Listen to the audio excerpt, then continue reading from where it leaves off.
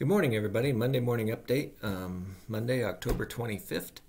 And this week we have a character presentation during church. I'll be doing it. Melchizedek, and or however I'm going to say his name. You never know when I say his name. And so he's going to make a presentation for you all about what his role was and where he came from and who was he. And I don't have a lot to work with. I'm going to tell you that right now. So there's going to be some creative juices flowing that you can't prove me wrong and I can't prove myself right. How about that? But it'll be a good time. But I want to set the context, and then I want to read that actual scripture because we don't tend to read it when I do a character presentation. So the stage is set as Abram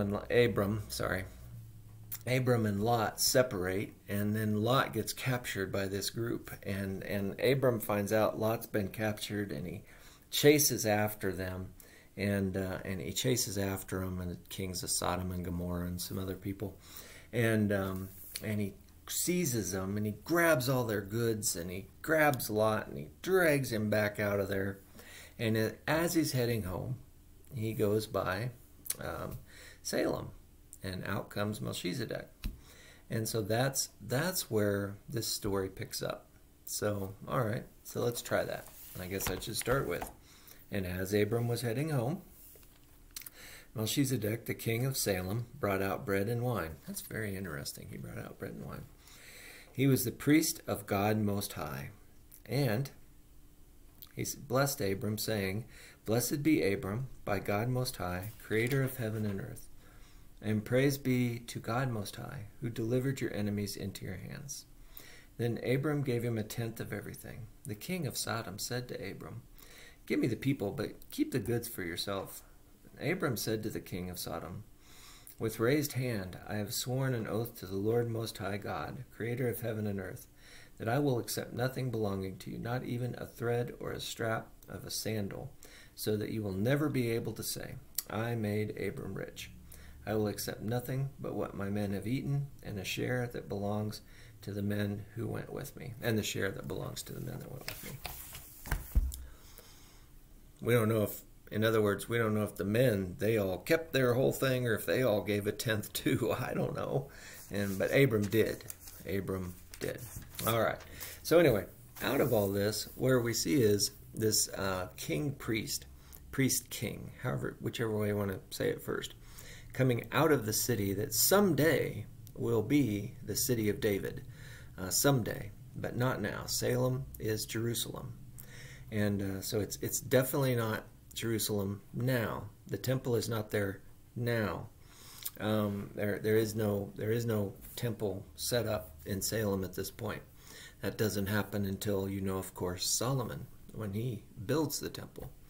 So and yet in this Canaanite town, out comes the king, who is a priest of the God Most High. Now that's just interesting. That's just interesting. So we're going to talk a lot about Melchizedek, however you want to say it, and what he stood for, what he was symbolic of. Why did he bring out bread and wine? Why did Abram then feel obligated to give him a tenth of everything he got? The king didn't participate or help in this. So it's an interesting passage, and so it's going to be told through the king of Salem's voice and his experience. And it's going to be tough, like I say. You can't prove me wrong, and I can't prove myself right. So we'll have fun with trying to see if we can discover what's the meaning here in this passage. It'll be tricky. All right, that's enough of that. We have some things going on at the church, but nothing real right away. Bible studies are going on tonight, men's and women's, so if you want to come to Bible studies, 6 o'clock. We're going to be starting an Advent study soon, and I'm really excited about the Advent study. And so if you need to get a book, you need to get on Amazon and find the book, and it's this book right here, God Broke Through at Christmas. And it's not only an Advent study, it's a daily devotional book. And there's the author's name down there. And so if you want that book for Bible study, we'll probably do a Sunday morning and then a Sunday, I don't know if I want to call it early afternoon or evening, but one of those two. So if you don't want to come early in the morning, you can come later Sunday, late afternoon, early evening, and we'll do a study there as well. So that's what we're going to be doing on that.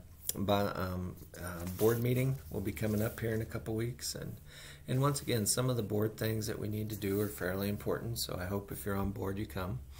One final thing, I noticed the wheel out there in the foyer. Very few, I shouldn't say nobody, very few of you have signed up to serve on one of those teams, and I really hope that you pray about this and spend some time in discernment and come to a decision that you're going to help us on one of these teams. How we want to do this, or how I want to do it, I guess I'm forcing you all to do this, is be a team-driven church. And it's messy, and we have to show a lot of grace to one another when we step on one another's toes, and sometimes we feel people are intruding upon our space, and that's where grace has to kick in all over again. And it's messy, but I feel, me personally, I feel it's the best way to go, because your pastor-driven church, is one heartbeat away from not being a pastor-driven church, if you know what I mean. And so I always feel it's better teams, the church itself, can carry on through loss and through change in seasons and all that good stuff. And that's why I feel it's important to do it this way.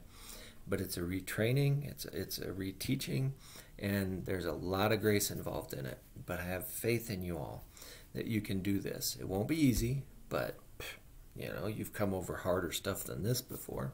All right, so that's all I got. I'm closing up.